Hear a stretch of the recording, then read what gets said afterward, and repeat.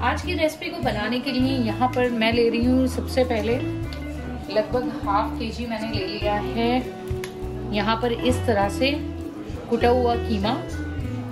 अब इसमें ही मैं डाल रही हूँ लगभग मैंने 2 मीडियम साइज़ की प्याज ले लिए हैं जिसके बड़े इस तरह से टुकड़े कर लिए हैं, इसे भी डाल लेना है। आज मैं आपको जो रेसिपी शेयर कर रही हूँ वो बिल्कुल क्विक है, बिल्कुल सिंपल रेसिपी के साथ बना रही हूँ और घर के ही मसालों से आप आसानी से इस मज़ेदार रेसिपी को और जायकेदार रेसिपी को ट्राई कर सकते हैं। यहाँ पर मैंने लगभग 5 से 6 हरी मिर्च यूज़ की हैं जिसकी मैंने रूट्स को कट कर लिया।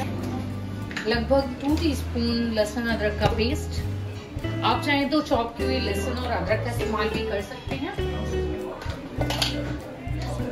नमक टेस्ट के हिसाब से एडजस्ट करना है आप सभी को।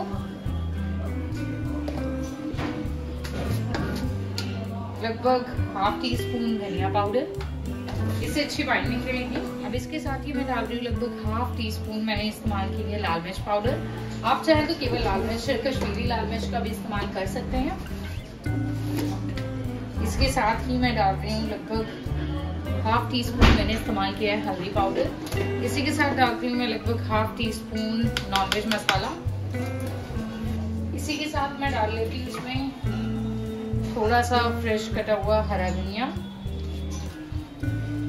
और अब इसे मैं मिक्सर जार में डालकर पीस लेती हूँ। मैंने कीमे को एक बार थोड़ा सा पीस लिया है, उसी मिक्सर जार में मैं ये चनों को डाल देती हूँ। लगभग मैंने 2 टेबलस्पून लिए हैं ये चने। आप चाहें तो भुने हुए बेसन का भी इस्तेमाल कर सकते हैं। मैं यहाँ पर इस्तेमाल कर रही हूँ ये काले चने जो भुने हुए मिलते हैं मार्केट में। और आप देख सकते हैं अल्हम्दुलिल्लाह मैंने यहाँ पर कबाबों का कीमा तैयार कर लिया है और आप देख सकते हैं कि ये अच्छे से बारीक भी हो चुका है। और अब मैंने यहाँ पर रख लिए हैं लगभग 5 बॉयल एग लिए हैं मैंने। तो चलिए अब कबाब बनाना शुरू करते हैं इनके। तो चलिए अब मैं बनाने जा रही हूँ इनके नरगिसी कोफ्ते। तो सबसे पहले मैं हाथों को हल्का सा गीला कर लेती हूँ। आप चाहें तो ऑयल का भी इस्तेमाल कर सकते हैं। और इस तरह से मैंने कोफ्तों के लिए कीमा ले लिया है। अब इस तरह से इसे मैं थोड़ा सा अच्छे से फैला लेती हूँ। पहले तो हल्का सा हमें चिकना कर लेना है कबाबों को, जो कोफ्तों का कीमा है। इस तरह से हल्का सा पानी लगाते हुए मैं इसे थोड़ा सा कटोरी की तरह कर लेती हूँ। इस तरह से इतना बड़ा कर लेना है कि आराम से जो इसमें हमारा एग है, बॉयल एग है, उसे हम कवर कर पाए इसमें बीच में रखकर। इस तरह से आप देख सकते हैं। और अब मैं इसमें ये एग को रखती हूँ और अब पानी की मदद से इसे थोड़ा सा फैलाते हुए हमें इस तरह से, अगर आपको कीमा कम लगे तो आप थोड़ा सा और भी ले सकते हैं। और इसे अच्छे से हमें अंडे को कीमे से कवर कर देना है। तो ये हमारे नरगिसी कोफ्ते कुछ इस तरह से बनते हैं, बहुत ही इजी है। जब हम चीज़ों को ट्राई नहीं करते तो हमें लगता है कि वो बहुत ही मुश्किल है और हम उसे बना नहीं पाएंगे, क्या हमसे सही बनेंगे या नहीं बनेंगे। तो अगर हम ट्राई करते हैं तो बहुत ही आसानी से चीज़ें हम बना सकते हैं। इजी मेथड्स के साथ हम बहुत ही मज़ेदार रेसिपीज को ट्राई कर सकते हैं। तो इस तरह से आपको पूरे जो नरगिसी कोफ्ता है उसे इस तरह से कवर कर लेना है कीमे की मदद से। तो आप देख सकते हैं कि बहुत ही अच्छे से कवर हो चुका है और इसे मैं हमें रख लेना है। तो इसी तरह से मैं एक और नरगिसी कोफ्ते को तैयार कर लेती हूँ। दोबारा से मैंने हाथों को थोड़ा सा गीला कर लिया है और इस तरह से थोड़ा सा सबसे पहले तो हमें कीमे को चिकना करना है इस तरह से, और फिर इसे इस तरह से चपटा करते हुए हल्का सा पानी लगा रही हूँ मैं इस पे।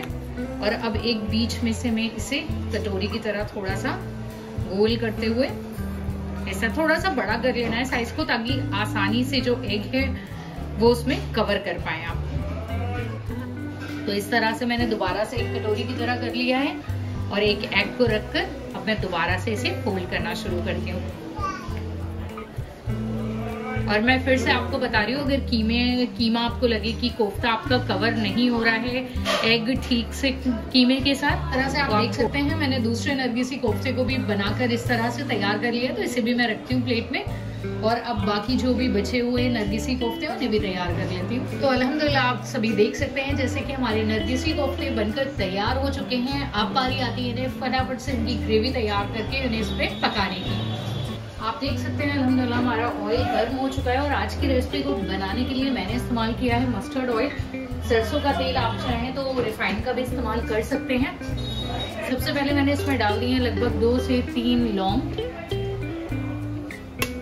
और 2 से 3 काली मिर्च। इसी के साथ मैं यहाँ पर डाल रही हूँ प्याज का पेस्ट।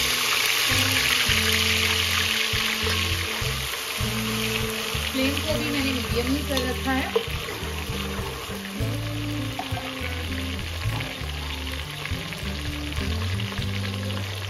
अब बारी आती है स्पाइसेस की।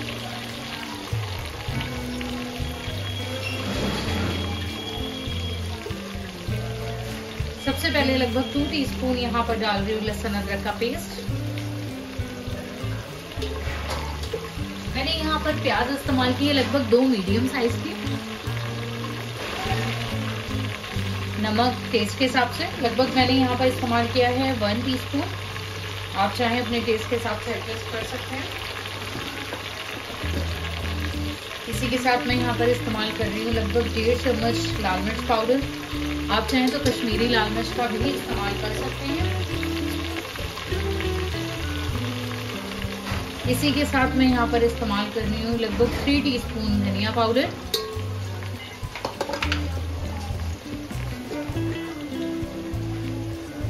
लगभग 1/4 टीस्पून इस्तेमाल किया मैंने हल्दी पाउडर। इस्तेमाल कर रही हूँ लगभग 1 टीस्पून नॉनवेज मसाला।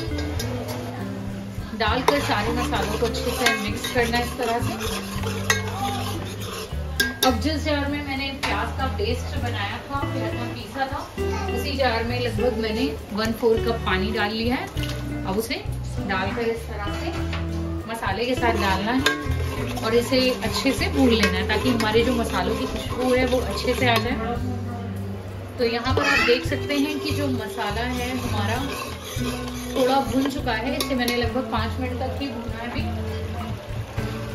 चलिए अब बारी आती है इसमें जो हमारे नरगिसी कोफ्ते मैंने तैयार किए हैं। फ्लेम को मीडियम करते हुए मैं इसमें डालना शुरू।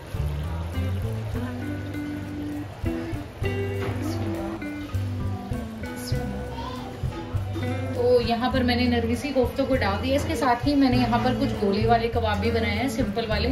और इसका रीज़न ये है कि मेरे घर में कुछ लोग एग नहीं प्रेफर करते, तो उनके लिए मुझे इस तरह से करना पड़ा। तो इन्हें डाल दिया है। अभी मैं इसे बिल्कुल भी चलाऊंगी नहीं। लगभग 1 से 2 मिनट के बाद जब ये थोड़ा से नीचे से इनका सरफेस थोड़ा सा हार्ड हो जाएगा, उसके बाद ही मैं इसे चलाऊंगी। अब मैंने यहाँ पर 2 टीस्पून ले लिए हैं। बहुत ही हल्के हाथों की मदद से मैं इन कबाबों को फ्लिप कर लेती हूँ। ये आसानी से फ्लिप हो जाएंगे। बड़े वाले चम्मच की मदद से थोड़ा सा डिफिकल्ट रहेगा। तो इस तरह से मैंने सारे कबाबों को अच्छे से फ्लिप कर दिया है। बहुत ही आसानी से फ्लिप भी हो गया है। अब इसे लगभग हमें 10 मिनट तक इसी तरह से कुक होने देना है। तो चलिए मैं इसे कवर कर देती हूँ। लगभग 10 मिनट तक इसे कुक कर लेते हैं। इस तरह से आप देख सकते हैं मैंने बहुत ही अच्छे तरीके से इन कबाबों को भून लिया है मसालों के साथ। अब मैं यहाँ पर इस्तेमाल कर रही हूँ लगभग आधा कप मैंने यहाँ पर पानी डाला है। इसमें उबाल आने का इंतजार करते हैं। मैंने डाल दिया है यहाँ पर फ्रेश कटा हुआ हरा धनिया। आज की रेसिपी अगर आप सभी को पसंद आए तो please like share and subscribe करें चैनल को। And don't forget to hit bell button.